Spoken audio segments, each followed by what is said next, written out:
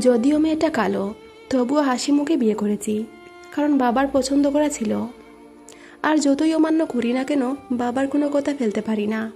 বিয়ের আগে ওকে দেখিনি, শুধু শুনেছি মেয়েটা শ্যামলা দেখতে। বাঙালি মেয়েদের রূপ অন্যান্য মেয়েদের তুলনায় আলাদা। তারা সুন্দর হলেও শ্যামলা, আবার কালো হলেও শ্যামলা। আমি জানি না আমার হবু স্ত্রী এ দুটার মধ্যে কোন পাল্লায় আছে। যাই হোক, বাসর রাতে ওকে দেখলাম। প্রতিবেশীদের যত খানাগুসা শুনেছি, মেয়েটা দেখতে তত খারাপ না। ওদের কাজই এরকম, কারো ভালো কিছু সহ্য করতে পারে না। ওদের কোনো কথায় কান দিলাম না। বাসরের নিবু নিবু জুনাকালোতে ওর মুখটা অনেক সুন্দর লাগছিল। ও খেয়াল করছিল আমি ওর দিকে অনেকক্ষণ তাকিয়ে আছি। সে একটু ভীত গলায় আমাকে জিজ্ঞেস করলো, এভাবে কী দেখছেন? আমাকে ছবিতে দেখেননি? আমি জানতাম না কোন ছবির কথা। কেউ আমাকে বলেনি মেয়ের বাড়ি থেকে ছবি এসেছে। আমি একে বললাম, আমি তোমাকে না দেখে বিয়ে করেছি, তোমাকে আমার বাবা পছন্দ করেছেন। সে বলল, বাবা যদি না করতেন তাহলে করতেন না? আমি না বললাম। মেয়েটা তখন আর কিছুই বলল না, চুপচাপ দেখে গেল। আমিও ওর সারা শব্দ না শুনে ঘুমিয়ে পড়লাম। সকালে ঘুম থেকে উঠে লঙ্কাকাণ্ড হয়ে গেল। জীবনেও কল্পনা করিনি আমার সকালটা এরকম হবে। সোফায় বসেছিল সে। মেয়েটা গতকাল রাতে অপসরী ছিল না, বরং অপসরী ন্যায় ভূত ছিল। আমি লাফ দিয়ে বিছানা থেকে উঠি। সে আমাকে সালাম দিল। আমি কোনো জবাব না দিয়ে আম্মুর রুমে গেলাম। আম্মু আমাকে রাগান্বিত দেখে বললেন, কি হয়েছে বাবা? এই সাত সকালবেলায় এরকম মুখ বানিয়েছিস কেন? আমি টাস করে দরজা লাগিয়ে লাথি দিয়ে বললাম, তোমরা আমার জীবনটাকে নিয়ে এভাবে খেলতে পারলে? আমি কি দোষ করেছি যে আমার এরকম মেয়ে জুটালে? কেন? আমার হাই স্পিড আর হাই লোডের কথায় রুমে প্রতিদ্বন্দ্বী আমার আসতে লাগলো। আম্মু কিছু বলে না। আমি জুড়ে জুড়ে চেঁচাতে লাগলাম। আম্মু শুধু একটাই কথা বললেন, তোর বাবা সব জানে। এটা শুনে চমকে গেলাম। মনটা ভীষণ খারাপ হয়ে গেল। মনে হচ্ছিল বাবা আমাকে ইচ্ছে করে তালাবে ফেলে দিয়েছেন। বাবা তো অন্তত আমাকে মেয়েটার ছবি দেখাতে পারতেন। আর মেয়ে দেখাতে যাওয়ার সময় কি টিনের চশমা লাগিয়ে গিয়েছেন যে কালো একটা মেয়েকে আমার জন্য পছন্দ করে আসছেন? মেয়েটা কালো না, অনেক কালো। ছোটোবেলায় আমার নজর না লাগার জন্য মা কপালে টিপ লাগিয়ে দিত, ওইটার মতো দেখতে কুচকুচে কালো। একে নিয়ে কীভাবে থাকবো? ভাবছি কোথাও বেরোলে পাছে কেউ জিজ্ঞেস করবে না তো এই জঙ্গলিটাকে কোথা থেকে নিয়ে এসেছি? কেউ মজা করার জন্য বলবে না তো মেয়েটা বাড়ির বউ নাকি কাজের মেয়ে? আব্বুর ভুল ডিসিশনের কথা আমি ভাবছি না। আমি ভাবছি এই কালো মেয়েটাকে নিয়ে আমি কিভাবে সংসার করব। ও কালো হয়েছে, কয়েকদিন পর আমার সন্তানও কালো হবে, সব কালো হবে। উফ, না, এটা আমি মেনে নিতে পারবো না। যা বলার যা শোনার সব কোর্টে। আমি ডিভোর্স চাই। মেয়েটা ততক্ষণে সব জেনে গেছে। আমার রেগে যাওয়ার কারণটা কি? সে ফুপিয়ে কাঁদতে কাঁদতে রুমে চলে গেল। ওর চেহারাটা দূর, আওয়াজটাও আমার কানে বিচ্ছিরি শোনাচ্ছিল। আব্বু করে হইচই শুনে ভিতরে এলেন। মনে হচ্ছিল বাইরে কোথাও ছিলেন। আমাকে বললেন, কি হয়েছে, এত আওয়াজ কিসের? আমার মুখ থেকে কোনো কথা বের হচ্ছিল না। সারা দুনিয়ার সামনে আমি যাতা করতে পারি, কিন্তু বাবার সামনে কিছুই করতে পারি না। মুখ ফুটেও বলতে পারছি না কথাটা। হাত মুষ্টিবদ্ধ ছিল। এইগুলো খুলে একটা লম্বা দীর্ঘশ্বাস নিয়ে বেরিয়ে গেলাম। আমি ছাদে বসেছিলাম। কেন আমার সাথে এরকমটা হলো? আমি কি দেখতে খারাপ যে আমার বউও খারাপ হবে? নাকি আমার টাকা পয়সা কম? আমার তো সবই আছে, তাহলে কেন এরকম মেয়ে আমার কপালে জুটলো? মাথা কেটে বেরিয়ে যাচ্ছে, কিন্তু কোনো উত্তর পাচ্ছি না। ছাদের রেলিংয়ের রডে শক্ত করে ধরে আছি। হয়তো রাগ চেপে রাখছি। ইচ্ছে করছিল রডটা চ্যাপটা করে দেই। তখন হঠাৎ পিছন থেকে আব্বুর আওয়াজ শুনতে পেলাম। আব্বু ডাকছেন। হাত নরম হয়ে গেল। রড ছেড়ে দিলাম। তাকিয়ে দেখি রড যেভাবে ছিল সেভাবেই আছে, শুধু আমার হাত লাল হয়ে গেছে। আর প্রচণ্ড রেগে যাওয়াতে মুখটা গরম লাগছিল। আব্বুর আদেশ মেনে আব্বুর পিছন পিছন ওনার রুমে গেলাম। আম্মুর চেহারা দেখে বুঝে গেলাম উনি সব আব্বুকে বলে দিয়েছেন। তার মানে এখন আর নাটক করা যাবে না। যা বলার ক্লিয়ার কাট বলবো। আব্বু নরম সুরে বললেন, সকালবেলা তোমার আচরণের কারণটা জানতে পেরেছি। কেন আমি ওই মেয়ের সাথে বিয়ে দিয়েছি এটাই জানতে চাচ্ছ তো? আমি মাথা নিচু করে হ্যাঁ সূচক জবাব দিলাম। আব্বু বললেন, তার আগে আমাকে একটা প্রশ্নের উত্তর দাও। কেন প্রিমাকে অ্যাকসেপ্ট করতে পারছো না? সে কি বিবাহিতা? নাকি সে দর্শিতা, নাকি দেখতে কালো? আব্বুর প্রশ্ন শুনে চমকে গেলাম। এমনিতেই সহজ কিছুর উত্তর দিতে পারি না, আর এটা তো... আমি বরাবরের মতো চুপ থেকে গেলাম, কিছুই বলতে পারলাম না। উনি বললেন, মেয়েটার গায়ের রং না দেখে মনটা দেখতে, মনকে ভালোবাসতে। গায়ের রং তো একদিন খসে পড়ে যাবে, কিন্তু মন না। তাই আমি যা বলছি তাই করো, মেয়েটাকে নিয়ে সুখে থাকো। আর আমি তোমার বাবা। কোনো বাবা তার ছেলের খারাপ চায় না। যেদিন বাবা হবে সেদিন টের পাবে। আব্বুর কথা শোনা ছাড়া আর কিছু করার ছিল না। সব বুঝেছি, বান করে রুমে চলে গেলাম। এসে দেখি সে কাঁদছে। আমার মনে ওর জন্য কোনো দয়া জন্মালো না। আর হবেই বা কেন? সে কে? কি হয় আমার? দুকা খাইয়ে বিয়ে দেওয়া হয়েছে, এখন আর এসব বলে লাভ নেই। কয়েকটা দিনেরই তো ব্যাপার, একটু অ্যাডজাস্ট করে চলতে হবে। আমি তাকে বললাম, তুমি এই বিয়েতে খুশি? আপনার কেমন লাগছে? বুঝতে পারছো না কেমন লাগছে? বুঝি, তবে আপনি যা চাইবেন তাই হবে। তা তো হবেই, শুধু কয়েকটা দিনের ব্যাপার। এই কয়েকদিন স্বামী স্ত্রীর মতো থেকে যাই, পরে আলাদা হয়ে যাব। আলাদা বলতে ডিভোর্স। কথাটা যেন ওর কানে তীরের মতো বিঁধল। এক কান দিয়ে ঢুকে অন্য কানে বের হলো। যতক্ষণ কথা বললাম এইটুকু সময় ছিল যে তার চোখে জল ছিল না। এখন আমার কথা শুনে আবার... আমি ওসব সহ্য করতে পারি না, প্রচণ্ড রেগে যাই। মারামারিও তো করা সম্ভব না। কোনো রকম রাগ চেপে ধরলাম। বিয়ের 2 মাস চলে গেল। আমি সোফায় ঘুমাই আর সে বিছানায়। সকালে ওর ঘুম ভাঙার পর আমি আবার বিছানায় চলে যাই। আব্বুর সামনে ওর সাথে ভালো ব্যবহার করছি, অনেক যত্ন নিচ্ছি। আমার রুমে আসলে সব উল্টো হয়ে যায়, যেন বাবার কাছে ধরা না খাই। কোনো দরকার ছাড়া ওর সাথে কথা বলি না। রুমে যতক্ষণ থাকে সব সময় বই একটা পড়ে, আর কাজ হাতে থাকলে কাজ। আমি অফিস শেষ করে বাসায় যখন ফিরি তখন অনেকের খাওয়া শেষ হয়ে যায়। রাত্র 12টা পর্যন্ত আমার জন্য কে ওয়েট করবে? ঠিক তখন সে আমার সামনে হাজির। টেবিলে সব কিছু রেখে রুমে চলে যায়। আমার খাওয়া শেষ হলে আমি রুমে আসলে সে বেরিয়ে যায়, আর চোখে তাকিয়ে দেখি সে খাচ্ছে। একটা মানুষ পেলাম যে আমার কথা ভেবে, কিন্তু মানুষটা ভুল। ওর বাবা না বাবা নিয়ে আমার কিছু যায় আসে না। কোর্টের আলোকে আমাদের কমপক্ষে 6 মাস একত্রে থাকতে হবে। একত্রে থাকা মানে এক ছাদের নিচে আলাদা হয়ে থাকা। তাই আমি ওকে নিয়ে বেশি মাথা ঘামাচ্ছি না। একদিন রাতে হঠাৎ ঘুম ভেঙে যায়। চোখে অল্প জল জমে আছে।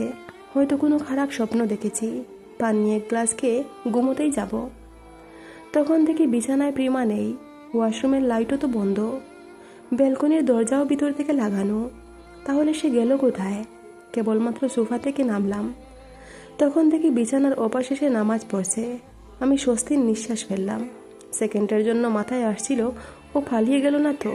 যাক, এখন একটু শান্তি পেলাম।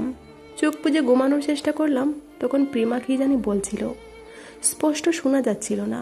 আমি আবার উঠলাম, আস্তে আস্তে ওর পিছনে গিয়ে দাঁড়ালাম, যেন সে টের না পায় আমি জেগে আছি। তাহাজ্জুদের নামাজ শেষে সে মুনাজাত করছিল, হে আল্লাহ, তুমি আমাকে কেন কালো করে পৃথিবীতে পাঠিয়েছ? জন্মের পর বাবা মার আদর পাইনি। পাড়া প্রতিবেশীর লোকেরা আমায় নিয়ে বাবা মাকে কটাক্ষ করতে দ্বিধা করেনি। ভাই বোনদেরকে জিজ্ঞেস করতেও, এই কালো পেঁচা কি তোর বোন? ওরা লজ্জায় মাথা নামিয়ে নিত। তাদের কাছে কোনো উত্তর ছিল না বলার। স্কুলের সামনে বেঞ্চে বসা আমার নিষেধ ছিল। একা পিছনের বেঞ্চে বসতে হয়, যেন আমার গায়ের রং অন্য কারোর গায়ে না লাগে। আচ্ছা, এটা কি কোনো ছোঁয়াতে রোগ? না তো। তাহলে কেউ আমার সাথে মিশে না কেন? কথা বলতে চায় না কেন? এটা কি আমার দোষ ছিল যে আমি কালো? টিভিতে দেখায় ক্রিম মাখলেই মানুষ সাদা হয়ে যায়, তাহলে আমি কেন সাদা হই না? আমি কি এতটাই কালো? বর্ষে যে দ্বিগুণ বা পাত্রপক্ষ দেখতে এসে একই কথা বলে যায়, কালা। কাউয়াকে লাইটের নিচে বসালেও দেখা যাবে না, আর বিয়ে করতে বসছে। কালো বলে কেউ আমাকে নিতেও চাচ্ছে না, আবার নিজের কেউ রাখতেও চাচ্ছে না। আমি কালো বলে আমার বেঁচে থাকাও দায় পড়বে। শেষে কিভাবে জানি আমার বিয়েও ঠিক হয়ে গেল। বড় ঘরের ছেলে, শিক্ষিত সুন্দর ছেলের সাথে আমার বিয়ে ঠিক হলো। মনে করছিলাম হয়তো এখান থেকে আমার নতুন জীবন শুরু হবে, কিন্তু তা আর হলো না। গুটগুটে কালো থাকার জন্য বিয়ের পরের দিনই আমার স্বামী ডিভোর্স চায়। আমার সাথে নাকি ওনাকে মানায় না। ওনার মতো আমারও 2 হাত 2 পা 2 কান 2 চোখ 1 মাথা আছে, সবই তো, তবুও মানায় না। শুধু পার্থক্য হলো উনি সুন্দর আর আমি কুৎসিত। কেন তুমি আমাকে কালো রং দিয়ে বানিয়েছো? অন্য কোনো রং দিলেই তো পারতে। হয় তুমি আমাকে বদলিয়ে দাও, নয় মৃত্যু দাও। এভাবে আমি আর বাঁচতে পারবো না। তোমার দরবারে কতবার হাত পেতেছি, কিন্তু আমায় কিছুই দাওনি। শেষবারের মতো একটা জিনিসই চাইবো, আমার স্বামী যেন সুখে থাকেন, আমার কালো ছায়া যেন ওনার উপর না পড়ে। আমিন। আমি ওর মোনাজাত শুনে দুপায়ে দাঁড়ানোর শক্তি হারিয়ে ফেলেছি। হাঁটু গেড়ে ঠাস করে নিচে পড়লাম। সে তার পিছনের আচমকা শব্দ শুনে আতঙ্কে যায়, সঙ্গে সঙ্গে পিছনে তাকায়। আমি ওর পিছনে এভাবে পড়ে থাকবো সেটা সে কল্পনা করেনি। ওসব কিছু না ভেবে সে আমাকে তুলে বিছানায় শোয়ালো। আমার সারা শরীর কাঁপছে। আমি স্থির হয়ে শুতে পারছিলাম না, আবার বসতেও পারছিলাম না। গায়ের রোম সব দাঁড়িয়ে গিয়েছে। এত সবর পরেও আমি ওর দিকে তাকিয়ে আছি। সে ছুটাছুটি করছে এদিক থেকে ওদিক, পাগলের মতো ওষুধ খুঁজছে। মনে হচ্ছে কয়েক সেকেন্ডের ভিতর আমাকে ঔষধ না দিলে আমি মারা যাব, আর তার আপ্রাণ চেষ্টা চলছে আমাকে বাঁচানোর। আমি ওকে বললাম, আমাকে পানি দাও, ভীষণ তৃষ্ণা পেয়েছে। সে দৌড়ে এসে আমাকে পানি দিল। আমি কিছুক্ষণ জুড়ে জুড়ে নিঃশ্বাস নিলাম, তারপর উঠে সোফায় গিয়ে শুয়ে পড়লাম। সে আমাকে জিজ্ঞেস করছে বারবার, আমি ওখানে খেলাম কি করে। আমি নিশ্চুপ রইলাম আর ঘুমিয়ে যাওয়ার ভান ধরলাম। সে মনে করেছে আমার শরীর খারাপ, আমাকে আর বিরক্ত করা ঠিক হবে না, তাই আর ডাকেনি। কিন্তু আমি ঘুমাতে পারিনি, চোখের দুপাতা এক করতে পারিনি। ওর প্রতিটা কথাগুলো কানে বাজছে। নিজেকে অনেক বড় অপরাধী মনে হচ্ছে। আমি কিভাবে মেয়েটাকে এত কষ্ট দিতে পারলাম? ও তো আমার স্ত্রী। আমি কিভাবে ওর মনের কথা বুঝতে পারলাম না? এতদিন যে আমায় ভালোবেসে এসেছে, আমি কেন তার ভালোবাসা বুঝতে পারিনি? আমি কি সাদা কালোর মধ্যে এতটাই অন্ধ হয়ে গিয়েছি যে একটা মানুষকে চিনতে পারলাম না? নিজেকে অনেকভাবে সান্ত্বনা দিচ্ছি, কিন্তু চোখের জল আটকাতে পারছিলাম না। হয়তো আজ এখনই সব জল শুকিয়ে যাবে, হয়ে যাক সব মরুভূমি, তবু ওকে আর দূরে রাখা যাবে না। যাকে 2 মাস আগে বিয়ে করেছি, তাকে যে স্ত্রীর মর্যাদা থেকে বঞ্চিত করেছি, কাল সব ফিরিয়ে দিব। হ্যাঁ, কাল তাকে নতুন জীবন দিব। কালও বলে অবহেলা করব না। এতদিন যা ছিল সব ভুলে ভরা ছিল। এখন সব কিছু শুদ্ধ করে নতুন সকালের সূচনা করব। এখন শুধু সকালের অপেক্ষায়। চোখটা বন্ধ করে শুয়েছিলাম যেন হালকা বিশ্রাম নিয়ে উঠে যাই, কিন্তু কখন যে ঘুম লাগলো টেরই পেলাম না। চোখ খুলে দেখি 11টা বাজে। উঠে দেখি সে বিছানায় নেই। আমি ওকে খুঁজতে রুম থেকে বের হলাম। আম্মুকে জিজ্ঞেস করতেই যাচ্ছিলাম ও কোথায়, তখন ওকে দেখতে পাই কাপড়ের বালতি নিয়ে ওয়াশরুমে ঢুকেছে। ইচ্ছে করছিল এখনই ওর কাছে যেতে, কিন্তু না, এভাবে যাব না। আজকে অন্যরকম হয়ে যাব, তাক লাগিয়ে দেওয়ার মতো যাব। ঝটপট ফ্রেশ হয়ে বাইরে থেকে একগুচ্ছ গোলাপ ফুল কিনে আনলাম। কাপড় মেলতে এখন সে ছাদেই থাকবে, তাই আর রুমে না গিয়ে ছাদে যেতে লাগলাম। ফুলগুলোর দিকে তাকিয়ে ভাবছি কীভাবে শুরু করব। ওর সামনে হঠাৎ করে এভাবে দাঁড়ালে তার কি রিয়েকশন হবে? সে চমকে যাবে তো? হ্যাঁ, ওকে চমকানোর জন্যই তো যাচ্ছি। ভাবতেই আমার মুখের এক কোণে হাসি ফুটল। তখন হঠাৎই কিছু একটা নিচে পড়ার শব্দ হলো। মনে হচ্ছিল কিছু সিঁড়ি থেকে পড়ছে। আমি মাথাটা একটু তুলতেই প্রিমার পড়ে যাওয়ার দেখতে পেলাম। আমি এক পা বাড়াবার আগেই সে আমার পায়ের কাছে এসে পড়ল। ওর নাকে মুখে রক্ত, মাথা অনেকটা ফেটে গেছে। আমি ওর অবস্থা দেখে প্রায় জ্ঞান হারিয়ে ফেলি, তবুও ফেললাম না। হাত থেকে ফুলগুলো পড়ে গেল। আব্বু আম্মু তারা দৌড়ে আসলেন। আমি মূর্তির মতো দাঁড়িয়ে থাকলাম। আব্বু ড্রাইভারকে কল দিয়ে বের হতে বললেন। আমি প্রিমাকে কুলে নিয়ে গাড়িতে যাই। এই প্রথম আমি তাকে স্পর্শ করেছি। আলাদা একটা শিহরণ আমায় ছুঁয়ে গেল, তাও ভুল সময়ে। গাড়ি যত দ্রুত যাচ্ছিল ওর রক্তে আমি তত লাল হচ্ছি। ওকে বাহুতে বসিয়ে হাত দিয়ে চেপে রক্ত বন্ধের চেষ্টা করছি, কিন্তু পারছি না। রক্ত ওর ঝরছে, কিন্তু কষ্ট পাচ্ছি আমি। বুঝতে পারছি না এ কেমন কষ্ট। প্রিমার রক্তে গাড়ি যখন পুরোটা লাল হয়ে যায়, আমরা তখন হাসপাতালে পৌঁছালাম।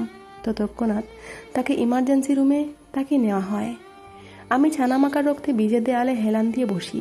ভাবতেই পারছিলাম না এরকম কিছু হবে।